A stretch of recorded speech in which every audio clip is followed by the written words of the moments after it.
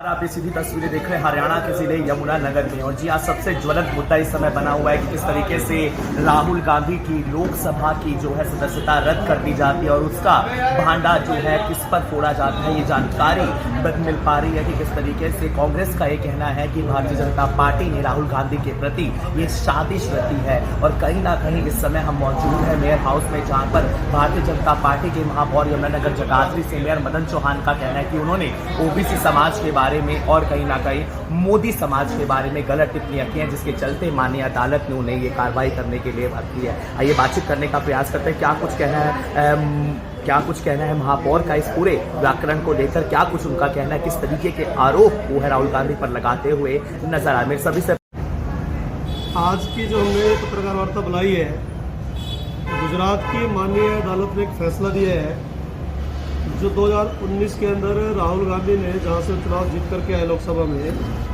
उन्होंने कई तरह के गलत बयान दिए।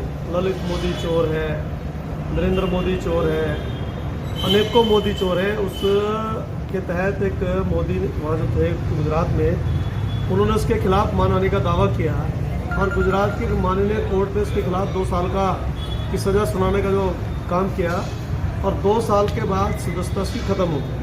और कोर्ट ने भी और बार बार वहाँ की जनता ने भी मोदी समाज में, जो वास्तव में पूरे भारत के अंदर हमारा बैकवर्ड समाज है, कर्नाटक में 50% है, गुजरात में 50% है, हरियाणा में 40-42% है, उन्होंने मोदी जी को कहा कि मोदी जी के नेतृत्व में आकर के कुछ रहे भाई। मोदी नहीं, सारे मोदी चोर हैं। सब लोगों ने कहा कि राहुल गांधी अगर माफ़ी मांग लेंगे तो वो सारा का सारा विवाद खत्म हो जाता। लेकिन राहुल जो गांधी है, इसके अंदर इतना अहंकार था कि ये गांधी परंपराओं को आगे बढ़ाना कि मैं माफ़ी नहीं मांगूंगा। बार बार कोर्ट ने भी इनको समय दिया, इन्होंने माफ़ी मांगी नहीं। और जो परसों कोर्ट का बयान आया, इसमें कहीं भी भारतीय जनता पार्टी का, केंद्रीय सरकार का कोई रोल नहीं है। केवल लोकसभा सचिवालय का एक काम जरूर है, जब वहाँ से फैसला आया तो उनको तुरंत उसकी सदस्यता खत्म करनी थी। और मैं तो ये समझता हूँ कि कांग्रेस के लोगों ने इसकी कार्रवाई नहीं करी। वो चाहते हैं कि राहुल गांधी समाप्त हो जाए, प्रियंका गांधी खत्म हो जाए, तो हमारे दूसरे लोगों का हमें मौका मिले। मेरे पास बहुत ऐसे दस्तावेज हैं, बहुत सी रैलियों के अंदर लोकसभा की है। वैसे भी प्रियंका गांधी तक ने भी, जो प्रियंका गांधी वाड्रा है, उसने भी मोदी जी का जो तुलना दुर्योधन से की।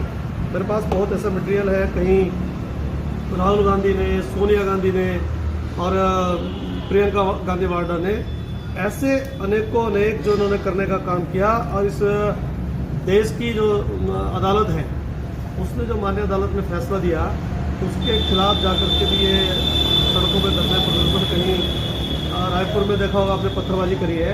तो इन्होंने पूरे हिंदुस्तान के ओबीसी समाज का जो नुकसान किया है, तो उनको आने वाले चुनाव में भी भुगतना पड़ेगा। अब जब से प्रधानमंत्री नरेंद्र मोदी जी बने, इस देश के जो हमारे ओबीसी समाज के लोग लगभग 40-50% इस देश में रहते हैं, सबका सम्मान बढ़ाने का अगर किसी ने काम किया, नरेंद्र मोदी ने किया। ओबीसी समाज का सम्मान बढ़ रहा है तो कांग्रेस पार्टी के नेताओं को हजम नहीं हो रहा है। और नरेंद्र मोदी जी ने अपने कैबिनेट में भी 27 ओबीसी के मंत्री बनाए, इन्होंने कभी बनाए नहीं। वो चीज़ें हजम नहीं हो रही है कि ओबीसी समाज का नुकसान कैसे किया जाए, कैसे बदनाम किया जाए। अरे भाई, अगर आप मदन चौहान गलत हो सकता है, सारे चौहान थोड़ी गलत हो सकते हैं। नरेंद्र मोदी गलत हो सकता है, सारे नरेंद्र मोदी गलत थोड़ी हो सकते, सारे मोदी गलत थोड़ी हो सकते हैं। आप माननीय पांडे जी बैठे हैं भाई, अगर हम कहना है कि सारे ही पांडे गलत कैसे हो सकता है? ये तो एक व्यक्ति गलत हो सकता है, सारा समाज तो गलत नहीं हो सकता। सारे समाज को कहना भाई ये तो सारा का सारा, ये हमारे दिनेश काम्बोज बैठे हैं, काम्बोज एक दिनेश काम्बोज गलत हो सकता है, सारा काम्बोज समाज थोड़ी गलत हो सकता है। वहाँ ललित मोदी या नीरव मोदी वो गलत हो सकते हैं, तो पूरे के पूरे मोदी समाज को, ओबीसी समाज को लपेटने का काम किया। अभी तो इनके खिलाफ बिहार में भी मामला दर्ज है, वहाँ पर भी इसका भी फैसला आने वाला है। और कई जगह मानहानि के जो करे हैं, माननीय कई कोर्टों में इनके लंबित है, जो राहुल गांधी के खिलाफ फैसला आने वाला है। इन्होंने असम में भी जाकर के वहाँ हमारे आरएसएस को वहाँ जाकर के भड़काया इन्होंने, आरएसएस के खिलाफ। एक जो जेएनयू में था, राहुल गांधी ने भारत तेरे टुकड़े, वो लड़का क्या नाम था उसका, भारत तेरे टुकड़े होंगे इंशाल्लाह इंशाल्लाह। ये सारा का सारा राहुल गांधी ने उनकी जाकर के कहीं ना कहीं सपोर्ट करी है। मैं आपको ये सारा मटेरियल देने लग रहा हूँ। आज राहुल गांधी और पूरे कांग्रेस की ओबीसी समाज भर्त्सना करता है और भारतीय जनता पार्टी ने जो ओबीसी समाज को सम्मान दिया है, हम उनकी बहुत बहुत सराहना करते हैं और उनका बहुत बहुत साधुवाद भी देते हैं। तो ये आज जो फैसला आया, और निसंदेह जब एक खेड़ा को एयरपोर्ट पे जाकर के पकड़ने का काम किया तो ये सुप्रीम कोर्ट में चले गए, 2 घंटे में स्टे ले आए। तो कहीं ना कहीं कांग्रेसियों की भी मानसिकता पे डाउट होता है कि ये राहुल गांधी और उनकी फैमिली को समाप्त करना चाहते हैं। नहीं तो क्या ये जाकर के अपील नहीं कर सकते थे, इनको स्टे हो सकता था, उसकी सदस्यता क्यों जाती या वो उससे माफ़ी मंगवा लेते। तो जब एक खेड़ा एक सामान्य व्यक्ति है इनका प्रवक्ता, वहाँ एयरपोर्ट पे वो पकड़ा जाता है, 2 घंटे में सुप्रीम कोर्ट में जाके करवा लेते हैं, उसको छुड़वा लेते हैं। कहीं ना कहीं कांग्रेस के लीडर भी संदेह के घेरे में है। वो चाहते हैं कि राहुल गांधी से जो कांग्रेस का नुकसान हो रहा है, राहुल गांधी को कोई सीरियसनेस में लेता नहीं।